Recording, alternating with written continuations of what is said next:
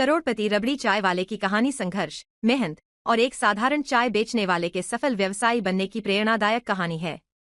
यह कहानी है पंकज यादव की, जिन्होंने अपनी छोटी सी चाय की दुकान से शुरुआत करके करोड़ों की संपत्ति खड़ी कर दी।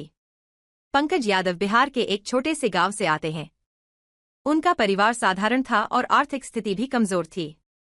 परिवार को चलाने के लिए पंकज को छोटी उम्र में ही काम करना पड़ा। पंकज ने सोचा कि अगर कुछ बड़ा करना है तो कुछ अलग सोचना पड़ेगा। गांव छोड़कर पंकज पटना आए, जहां उन्होंने छोटी मोटी नौकरियां की, लेकिन उनका सपना कुछ बड़ा करने का था। पंकज यादव ने पटना के एक व्यस्त चौराहे पर चाय की एक छोटी दुकान खोली।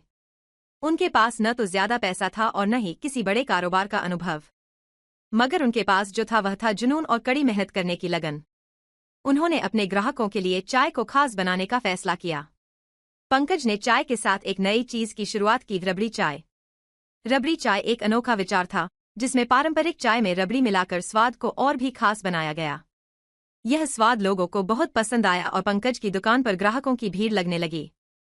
इस अनोखी चाय ने पंकज को चाय के कारोबार में पहचान दिलाई। उन्होंने चाय की गुणवत्ता और सेवा में कभी कमी नहीं आने दी, जिससे उनके ग्राहकों का विश्वास बढ़ता गया। रबड़ी चाय की बढ़ती लोकप्रियता ने पंकज को अपने बिजनेस को और भी बड़ा करने का हौसला दिया।